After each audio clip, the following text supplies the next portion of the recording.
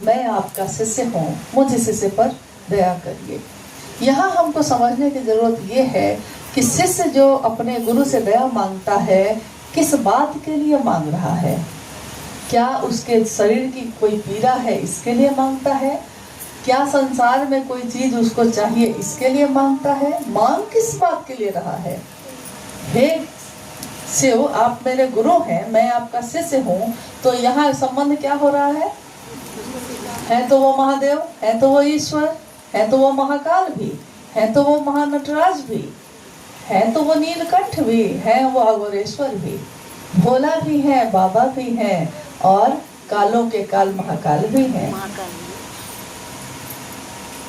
तो महादेव तो विभिन्न रूपों में है, लेकिन आपने हमने जिसको पुकारा है साहब भजनानंद जी, उनके विभिन्न रूप है, रहे हैं ना धरती पे, बहुत सारे स्वरूप है उनके भी।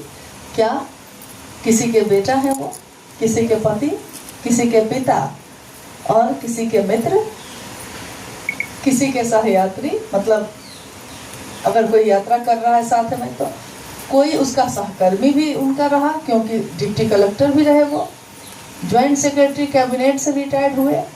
हम आप यहाँ बैठे हैं किस साहब भजनानंद जी से मिलने के लिए?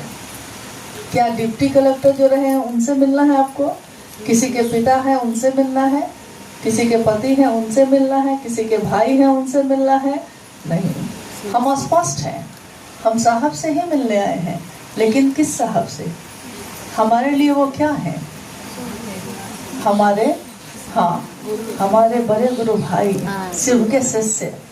तो उनके स्पष्ट है हम लोग कि हमको साहब से मिलना है, उनके इस रूप से मिलना है जो शिव के शिष्य हैं और जो शिव शिष्य बना सकते हैं, जो शिव तक पहुंचा सकते हैं। हमको साहब भजनानंद जी के उस रूप से जुड़ाव करना है।